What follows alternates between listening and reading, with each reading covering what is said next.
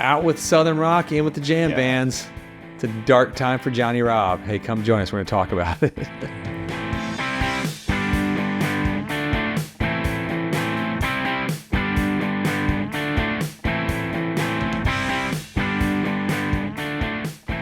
Hey, it's me, Baxter. And Jonathan. Casino Guitars, coming at you hard and fast one more time. Hard-hitting news here. Hard hitting. So it's a sad day for you Southern rock fans. I don't know if that's true. Not really. No, we were As if we cared what was in or out. Exactly. It doesn't matter. No, but it's actually a good day for all. It was just a little bit of like I guess they call it clickbait to bring you in. I don't know. I don't really think it's that. I think it's just more, we're talking about the rise of jam bands. Yeah. It's sort of like the 90s have come back. I'm fine with the rise of the jam band. It's been a big deal. It's The rise. rise. It's a new thing, guys. There's these jam bands. They just play and play. No, but it wasn't really as popular because for a long time it was like these old holdovers, these old men like that like lived in the 90s. That's what they're keeping it alive. And Widespread Panic, Fish. Dead and Company's back, but then Dead and Company coming back has brought this whole young crowd into it, which is strange because there's a bunch of old dudes up there wanking on guitars. How big? Because even John Mayer's kind of old now. How much do you think he played a role in that? I think he played a big role in that. Yeah, too. I think it was a huge role. It made it fresh and fun again. Well, I think a lot of people probably went and saw that music and were like, wow, this is great to do drugs to. We would have never known. Wait, like, Wow. I was just doing this like Katy Perry before. This is so different. This is way better. No, it's like when you got bands like Goose coming up too. That like they've sort of blown up. They actually have songs that have crossed over to radio. You told me that, and I am so far removed from the world of what's on the radio, but I couldn't believe that you're like, oh, they have radio songs. No, because when they write songs that are they're singable. Because don't get me wrong, I'm a Fish head. I love the Dead. I love Widespread. Like all these things. I like these jam bands, but like you're not gonna hear Fish on the radio too often, and I'm okay with that. It doesn't really belong there. It's kind of Grateful Dead's biggest radio hit was what, Touch of Grey, which Real Deadhead's like, I hate that song. I'm like, that's stupid to hate that song. It's a great song. Don't hate it because it was popular. But no, Goose has sort of opened up a whole new thing, and they're traveling around that jam culture, the partying, the having like sort of letting loose and cutting loose, listening to great music is happening, but within this framework of consumable, popular sounding music too. Yes. It's a pretty special time. Now, when we started the video, we made the joke sort of about Southern rock is sort of not as pop because it's not. It's like the Southern rock is not getting the attention that the jam music is now. Well, I think there was a moment where, Blackberry Smoke, Whiskey Myers, those kind of folks. And even still Leonard Skinner. You know what I mean? Yeah, that's where all the focus was going for a bit. And like the Robinson brothers are out there doing their thing. But it's really like the sort of mainstream is being captured by the jam crowd again. Well, it's shifting back that way, maybe a little bit. Maybe back towards super hippie. Yeah, well, that's okay, and that's kind of like when you're young. You're young, you're dumb. I just sort of stay that way. But like you sort of you adopt those sort of like the politics, the culture of it a little bit more. It's kind of fun. You're just sort of living that universe, living that world, and just like loving it. I mean, it's funny because I'd even put, even though bluegrass you would think is sort of traditionally a pretty straight-laced conservative thing, like I would put Billy Strings in that jam band. I mean, he's in my brain, he's become more he's sort of more jam band than bluegrass almost. And Daniel Donato has started to go that 100%. He wasn't at first. We saw him years ago when he was doing his Cosmic Country, and it wasn't as jammy. Well, you remember when he used to like, it was all like kind of Waylon vibe, even with the phaser and like, Western shirts and pearl snaps and pretty clean cut now. Yeah, now he's like wearing his like shorts. Fuzzy overall things. You can barely see where he is. Like what?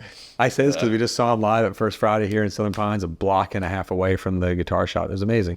Which is still super cool. Still great. I mean, fantastic guitar playing. It's just he's just jamming. It's fun to see him evolve a bit, right? And it's not necessarily the way I thought he would go.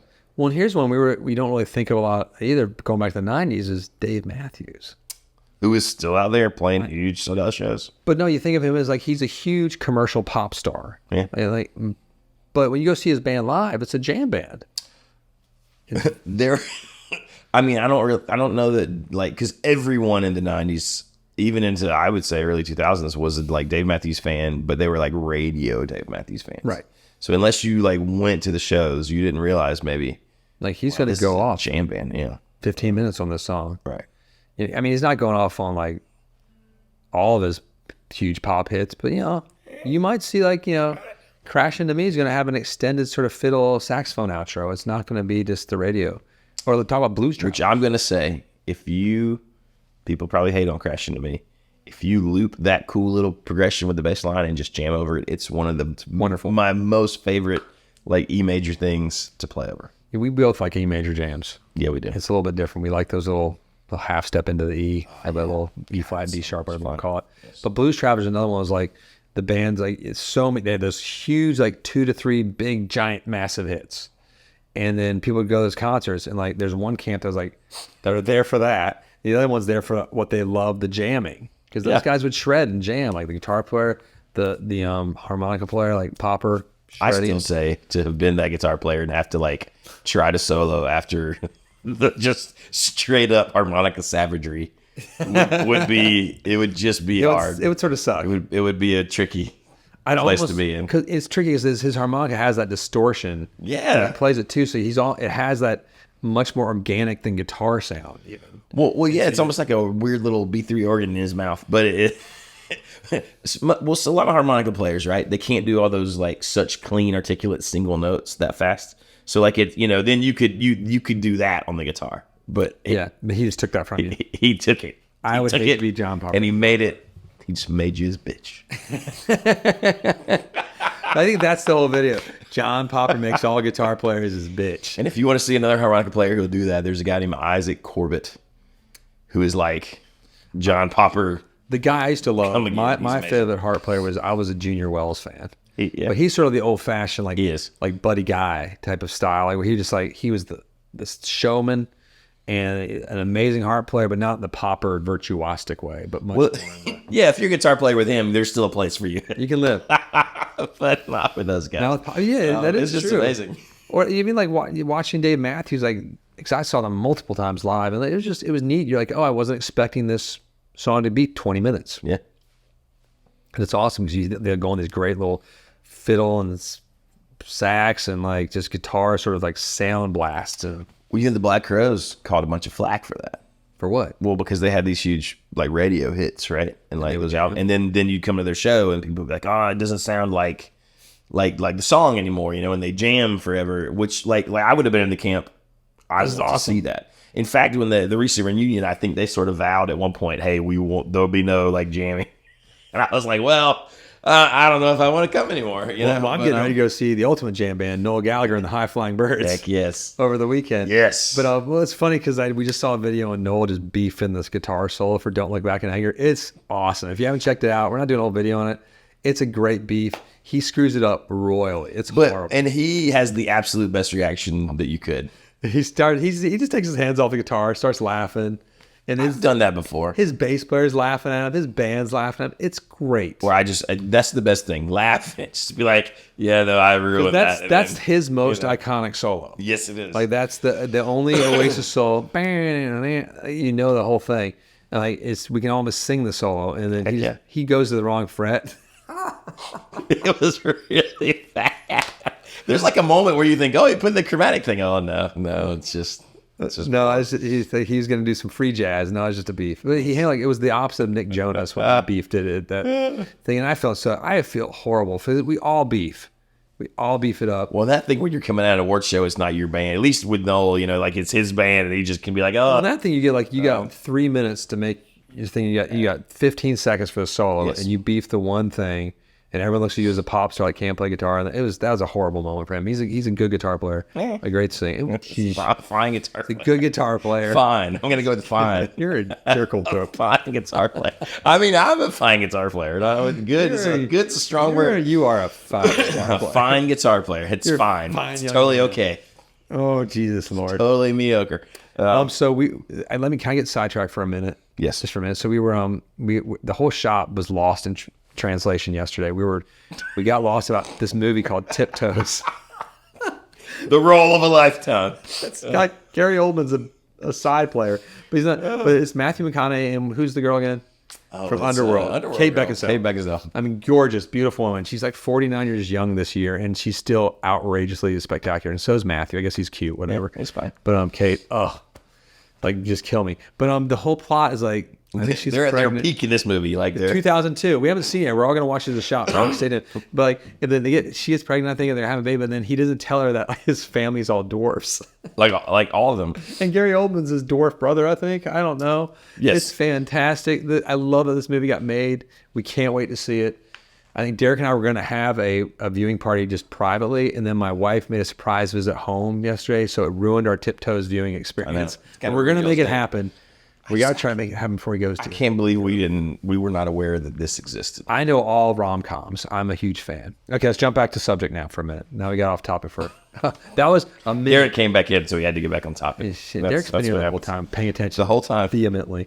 No, it's Like a good producer. I think this is a good thing for music across the board, though. It's a fantastic thing because we're gonna have. This is what really brought me into the game. Like when I was really into the Allman Brothers and really into Fish. Yeah. And then got the Grateful Dead sort of at the same time, but I was more into those two. You know what I noticed when I watch like Fish concerts or like Goose? It's like people are out in the audience and they're dancing, they're jumping, but they're interacting and they're listening. And it kind of, in a weird sort of way, it reminds me of back when like, you know, there was a point in history where, you know, like there was no like, everything was acoustic instruments. So people sat around the porch and they would interact and they would enjoy the playing.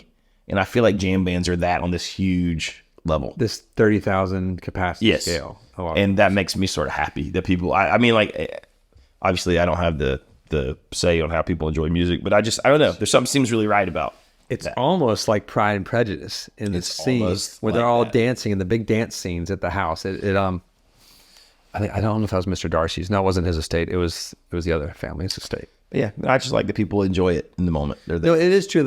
Everyone's not there like just for the theatrics of it, and they're there for the experience of the community It's a whole around it. experience. Yeah, it's a whole experience, and it's driven by these people playing instruments. Yes, and it's an amazing thing, and we want more of it because it's the only way to fight the impending AI destruction and doom that we all have upon. This is, unless we're all plugged into like an AI battery machine. Right? Side note: did you see it? We're done at like this the point. Matrix. Thanks for joining us. Click like, subscribe. Hit the bell. Did you see the you know they have the new AI code that Congress has just written in that they're trying to like they just sort of like keep AI out of certain things, and then AI wrote them sort of like hoping that they would make the bill less lenient or more lenient. I mean, I thought it was fantastic. It was cool. It's a little political thing. We're doomed. They feel like, oh, AI is not gonna affect something. It's definitely it's already affecting us. The world's Princess probably Leia can gonna come end back. soon. It's We fine. saw like Moss, like General Moss or whatever his name World's was ended. in Star Wars. He's been dead for decades. Love it. It's here. Thanks for joining us. Jam bands on top always. Back in the future. Right, Johnny? Yeah. Jam bands on top. I mean, I don't care. God darn you. I mean, the Southern Rockers, they could be jam bands. It's the same thing. We all love it. Thanks for joining us. Peace be with See you. you soon.